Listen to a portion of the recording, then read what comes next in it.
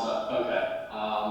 I know we've got a small crowd here, and I think we all know each other.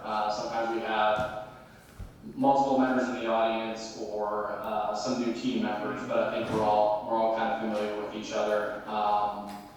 I do think, though, for those that may not watch all of these or may be watching this one for the first time that don't know who all of us are, still a good idea to just kind of go around. Easiest, I'll start with myself. My name's Terry Harmon, counsel for the school district, here on behalf of the district. I've also got my colleague, Jeff Slanker. He's on watching. I'll probably be the primary one communicating, but he's on as well. And then I'll let my three colleagues in the room introduce themselves, and then we'd love to hear from MCEA too. Introductions. Jeff Raymond, Executive Director of Talent Acquisition and HR Operations. Good afternoon, Don Calderon, Director of Risk Management and Employee Benefits. Good afternoon, Carter Morrison, Assistant Superintendent for Finance.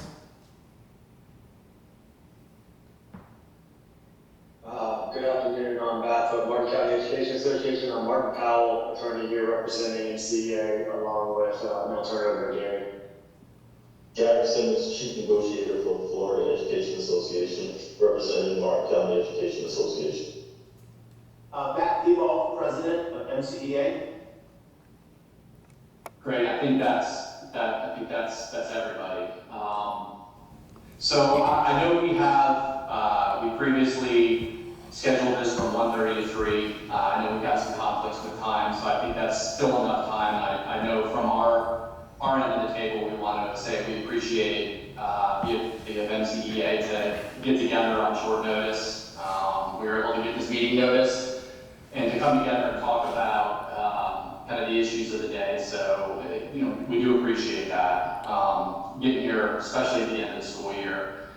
So, I guess from our perspective, kind of how we wanted to handle today, and I thought maybe the most productive use of time is really to provide to you kind of our take on the recommended order and any proposals that we have. As you know, Chapter 448 requires the parties to discuss the recommended order, and we know bargaining never stops, even during impasse. For those watching, what I'm referring to is the May 20th, 2025 recommended decision from the Special Magistrate. I had to double check the dates on my end because it was hard to believe, but this stems back to the impasse was declared in September. So we're almost 9 months, a little short of 9 months from impasse when it was first declared. I'll tell my colleagues from MCEA, our team has thoroughly reviewed this recommended decision.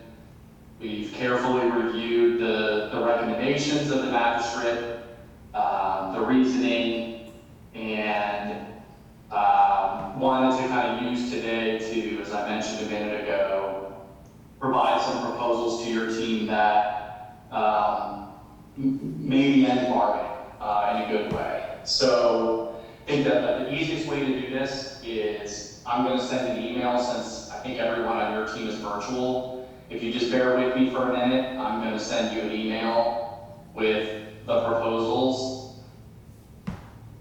And sorry, there's a little feedback, so if I pause, it's just so there's not an echo. So bear with me for a second, and then I'll explain them and let you all review them. So let me pull Martin at Leopold, Gary Simmons, Slinker.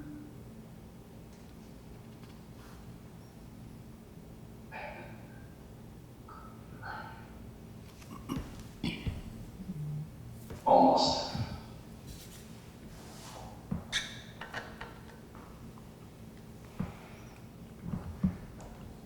Okay, let me. Sorry, if we were all sitting at the table together, I could just hand you paper copies, but this works too.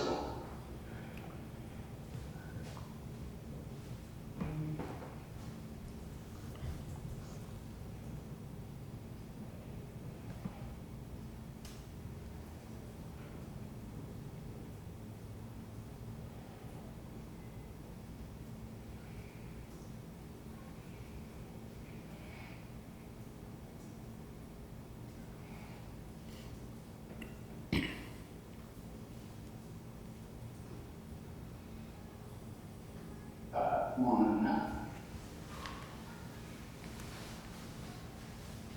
Okay, the first thing I'm gonna send over is a draft of a proposed MOU, and I've got Martin, Howell, Matt Beable, Garrett Simmons, Jeff Slanker, Jeff Raymond, Carter Morrison.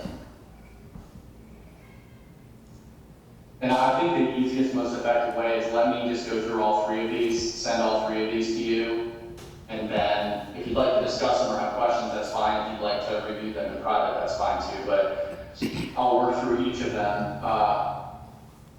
because they're not real detailed. So the first proposal that I just sent to you is again an MOU that, let me know when you get it first.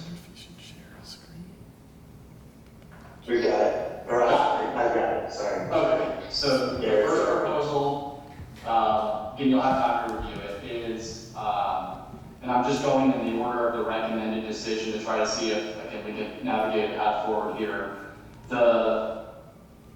We took the $28,003.33 that is remaining in the raise pool, and I think this is kind of consistent with one of the recommendations of the special magistrate, and that is to just distribute that 28,000 and change towards medical insurance supplements. And the way that I did that through this proposed MOU is, we've already had one MOU that was entered into on medical insurance supplements that was ratified by the parties. So instead of amending that, I created a new MOU, and this is the short version, is if you were eligible for the $600 supplement in the prior MOU, then we will take that pool of people, that pool of members that received that $600 supplement. We will take the $28,000 that has been put towards medical insurance supplements through this MOU and divide that 28,000 and change by the number of members who received a $600 supplement, which I think is around 700 folks, and then distribute that equally pro rata to each of those individuals. And the time frame I put, because I don't know when ratification would occur, is I put the second payroll processing period after ratification. And that idea is once it's ratified, if payroll processing is the next day, we just may need some time on our end to make sure that that gets processed and sent out. So that was the first. The second item, I'll send that to you right now. I'm just going to reply to my prior email and put Question? proposal. Yep. Just to clarify for the record, Gary and Matt, there have been, I think it's one individual whose contract was not renewed subsequent to them receiving the 600. So when you caucus to decide this issue, you need to let us know whether or not anyone who has subsequently left the bargaining unit voluntarily or their contract has not been renewed, even although they may have they were on the original list, whether or not we should include them going forward. So when you deliberate this, if you could think about that and let us know. And I guess the short version is everybody who got it, that's who we're trying to target with the distribution of the remainder of the raise pool. The second item that I'm going to send to you relates to Terry? Terry? Yeah. Sorry, I just had something I just wanted to just point out, just as a further reminder. As long as the bargaining unit member was in an active status and they worked through their 24-25 contract year, even if they were non-renewed, and if they were enrolled in medical insurance, those medical insurance benefits run through August 31st, 2025. So they would still be eligible for the remainder of the disbursement of the 28,000. That's all. And again, since we're not all in the same room, just interject. Anybody that needs to add. I just sent, addressing another of the recommendations for purposes purposes of Article 2. And if I need to send anything in Word, I'm happy to put that together. I just had it in PDF format. And what we did in Article 2, you'll see in Section 2, Roman numeral 2.4e, we just included a reference to Appendix B for purposes of the amount of the Western Zone supplement. I think that was one of the recommendations. Having the amount in 2 different spots could be problematic, and there's a number of different spots where we just referred to Appendix B and thought that the recommendation that we just include a specific reference to the terms in Appendix B is what we put in there. So that was our thoughts, which I think is, but for putting 3,100 in there, pretty consistent with what the recommended decision was. And then the final item, let me email that. I'm just going to say, it's going to be related to Article 11.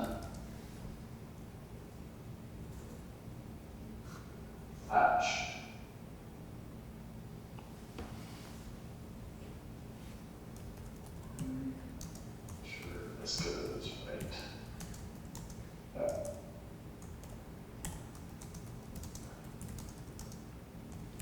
Okay, I just sent Article 11. There were 2 items that were primarily the focus of Article 11 that were addressed in the recommended decision.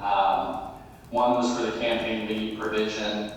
One was for the unpaid presidential leave provision.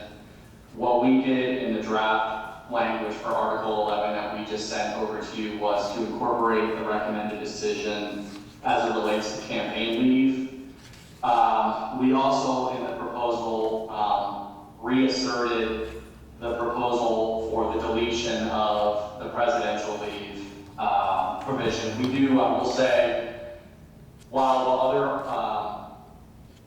proposals that we've exchanged have been consistent with what some of those recommendations were of the magistrate, we do recognize as a team, and as I said, we spent a lot of time talking through this as well, and do recognize that the proposed deletion of the unpaid presidential leave portion was not the recommendation of the special magistrate. And I know the folks across, I'd say across the table, but on the other side of the table for me, from MCEA, my colleagues, we spent a lot of time, a lot of exhaustive time talking about presidential leave over the last 2 years, and I feel like every time that we have tried to reach a mutual agreement on a way to address it, we peel back the layer of the onion that becomes more complicated, including even this year where we spent a considerable amount of time trying to craft an MOU that we were just not successful on, not the result of a lack of hard work on everyone's part. So that's our proposal, and at the end of the day, I don't think it would be tremendously beneficial to argue to y'all kind of why we believe the presidential leave provision, we don't think it should stay in there as our proposal. We're just trying to get this across the table and try to land this and move on to 25-26. Again, I'm not going to beat a dead horse on presidential leave. I just think from kind of summary perspective, just not something that we believe. From our view, it is something that needs to remain an article in the or a provision of that article in the contract. So I appreciate y'all letting me kind of uninterrupted get all that out of there. I know it's a lot to take, and we've been through a lot together. So I'll stop talking for the moment and turn it over to y'all and stay silent while you get an opportunity to present whatever you'd like to. Well, I probably want an opportunity to discuss your proposals. I think it goes without saying we're going to be a little disappointed on the presidential leave. I understand it was your position. From the beginning, we did the impasse hearing, we got the recommendation, It's not a current request right now, so it seems to be picking a fight that is unnecessary to us, obviously, as we've kind of laid out over the past couple of years. I know you said we were unsuccessful in resolving it with an MOU, but I would couch that differently if asked, right? I think we got to an MOU. We were concerned internally with MCA's ability to afford it, but MCA's position, at least my position of that bargaining, was that we resolved all of your concerns. You kept raising concerns about job descriptions. We said okay. You raised concerns about evaluations. We said okay. We raised concerns about indemnifying liability. We said okay. So I think it's disingenuous to say that we were unable to actually implement it, because I think we got there, and I think the magistrate's recommendation says that. So. Or acknowledges that. So I think we need to probably caucus and have a conversation internally about these proposals. Appreciate the ones that did acknowledge the recommendation. I think there's a pretty significant difference though between the recommendation and what's split across the table here today. So. That's undoubtedly going to cause some concerns, but I'm sure you're aware of that before you did it. Understood. So you want to take, you're good. So so let us take a couple minutes and maybe call each other offline and have a conversation, and then I don't know if we want to leave the meeting running and then we'll come back to it. Is that what we did last time? I can't remember logistics. Yes. I think we stay in the room and we can all just mute our phones, and whenever you pop back on camera is when we'll restart. We'll just keep our cameras off, and when you turn your camera back on, we'll know you're ready. And I think we can stop recording. I'll leave it up to IT, but I don't think we need to record the stale time during the delays, but I'll leave it to IT. So I guess whenever you pop back on, we'll restart. Okay, sounds good. We'll be right back. Thank you.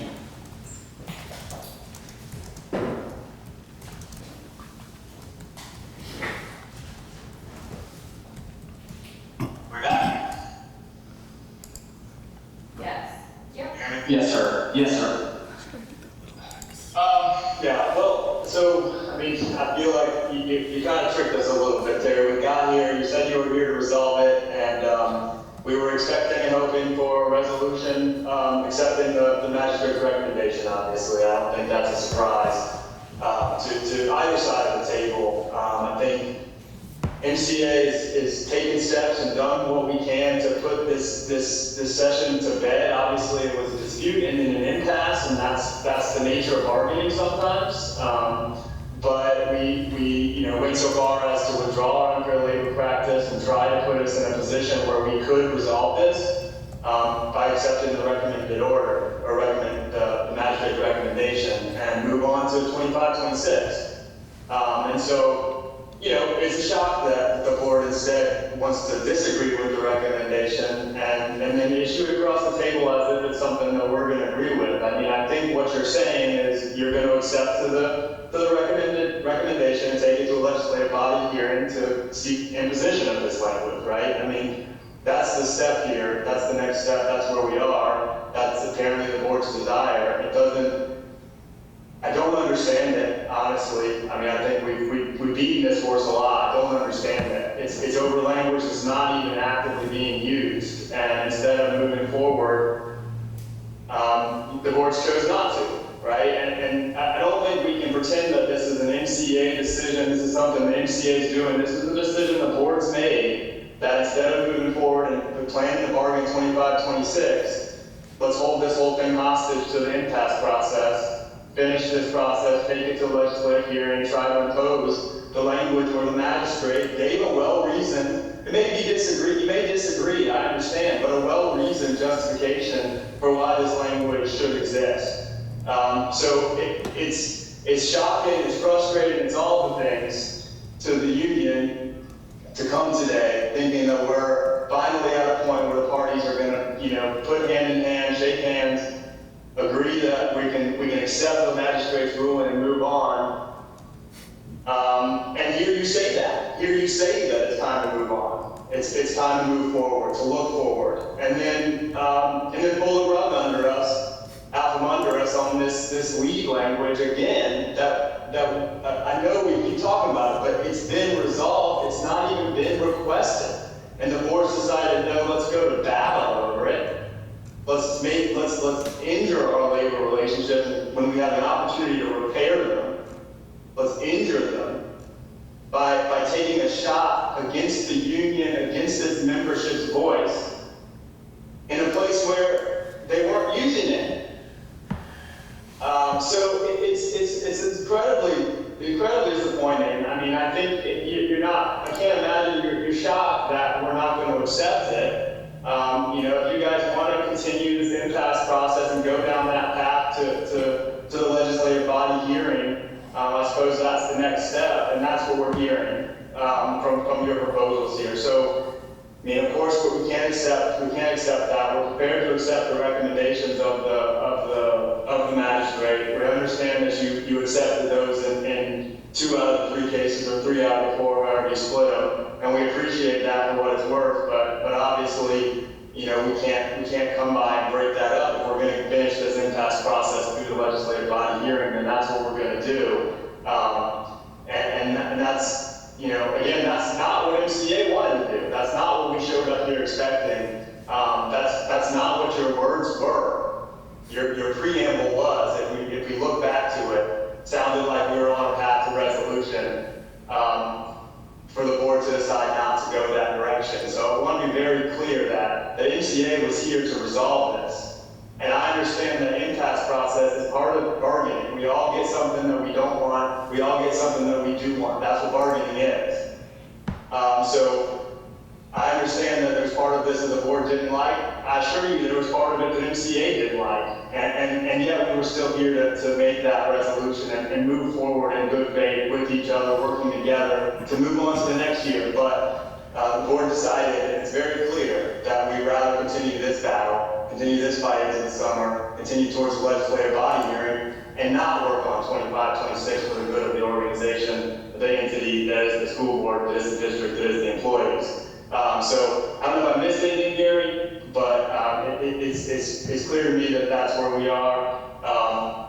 It's very disappointing, obviously. I mean, I thought we were here today to wrap this up, shake hands, and be moving forward. So very disappointing, but I think that's where we are. I don't see any way happening than through the finalization of the impasse process and the legislative body hearing, which I believe is the next step.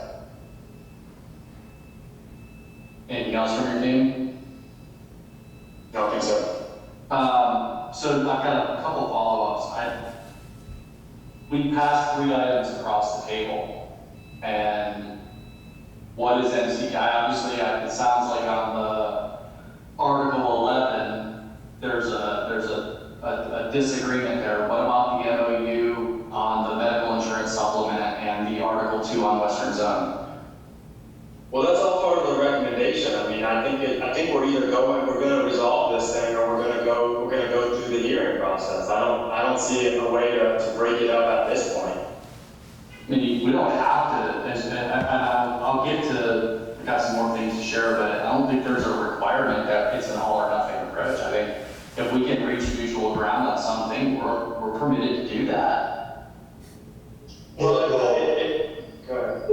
If I can, I think that the magistrate's recommendation was middle ground. What we're attempting to do now is give you more than what was recommended or suggested that would be fair. We all know that MCEA's biggest horse in this fight was the Western Zone supplement. We had the difficult task of having to speak to veteran employees in the Western Zone and explain to them how their FRSs are going to be lowered because of this recommendation. We had the opportunity to continue fighting on that, but we conceded. So when we're talking about we have the right to reach middle ground, that's what we came here today for, was to reach middle ground. But you want it's 4 items, so we both got 2 in the recommendation.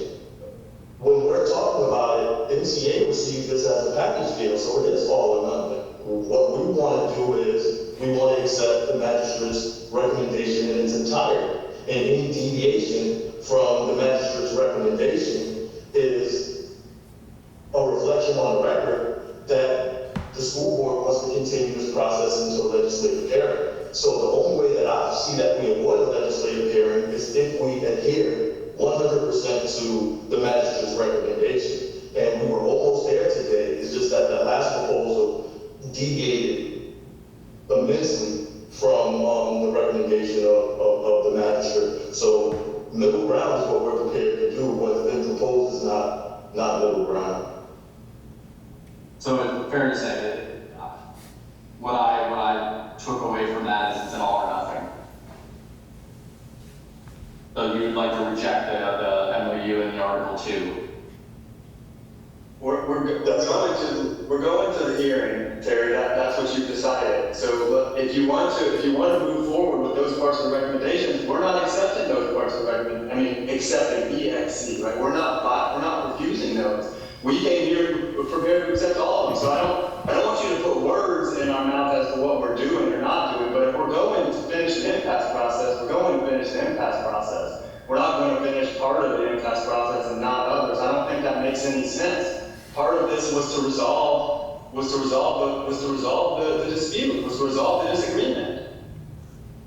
Yeah, and that's, again, like you said, not everybody gets, through the recommended decision exactly what they wanted, but I guess what our position would be is while we still have some disagreement over some of it. I mean, it's hard to understand how there's a disagreement over the distribution of $28,000 to the insurance pool. I don't understand why that has. Well, when you file your exceptions, you won't accept to that. That's And then it will be recommended, and then it will be part of what's done. So, the other thing I wanted to say when I said a couple minutes ago that I wanted to clarify the response, but also add something. I think we view this as, by statute, we're supposed to meet to discuss the recommended decision, and the deadlines for any objections to the recommended decision are down the line. I can't tell you, as I'm sitting here right now, what our decision is going to be moving forward. We didn't come in here predicated on our absolute plan. We came in here to discuss this, see where it goes, and hopefully reach some resolution on things. And I've heard it said a couple of different times, and I want to make sure I clarify for the record. I think you said that the board is going to have an impasse hearing and impose itself. I don't know what the board's going to do. That is a process that'll have to be handled, that'll have to be done in the public, and our hope would be to avoid that. But we've got some language in here, as I said when we opened, that were really important language to us, and that is why we proposed what we proposed. Whether or not we file an objection to any specific issue within the recommended decision is a decision we've got to make by Monday. It's now Wednesday, so no, we have not made that up. And other thing, a comment about the ULP.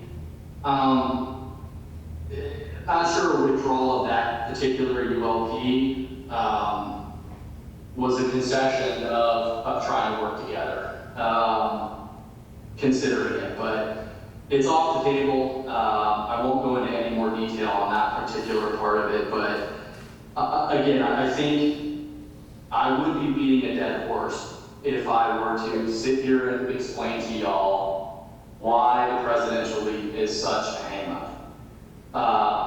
But I didn't want to interrupt you, Mark, when you talked in your original presentation about, you said that, I don't want to put words in your mouth, but I took it as, I didn't accurately characterize the state of the discussions over presidential leave when the MOU did not go forward. And I acknowledge that at the end of the day, there was some discomfort from MCEA about what was on the table. That's fine, respectfully, that's fine.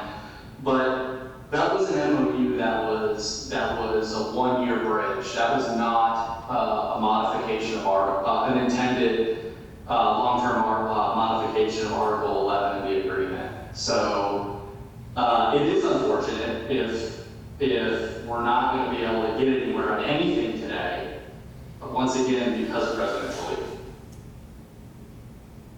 So, Jeff, I don't know, or my team there at the table. Terry, I'm sorry, Yeah, go ahead, Matt. it's probably a good thing that the camera doesn't work right now, because I don't know if you guys will be able to capture my eye rolling and facial expressions going on over here. But you had said that we're once again in a position over presidential leave. We're not. We're in a position over the board's opinion of presidential leave. We had an arbitration decision and a magistrate's decision that showed mutual benefits to this. Mutual benefits. Benefiting not only the district, but the teachers of the district. And so it is the board's opinion of presidential leave that is the hang-up here. It is not the act of presidential leave. It's not the provision of presidential leave in the contract. It is simply the board's opinion of that. I don't even know what you're talking about, Matt, when you say it's the board's opinion, respectfully. I think, as I've said before, there are reasons why numerous sessions, and as was argued at the impasse, why that particular language truly has no place in the agreement was not the board's opinion. I understand that's how you take it, and that's how you are spinning it. But respectfully, I don't know. I don't know if that's accurate. So, okay. Well, I hoped for a better outcome today, frankly, or better discussion on really all of this. But I don't know, Jeff, Don, or Carter, do you have anything you'd like to add? Or Jeff's like, I don't want to cut you off either. Nothing from me, Jerry. Okay. Anything else, Martin, from your, and Gary, and Matt, your team? No. Okay, so. Okay, well then I guess we can sign off and stop the recording.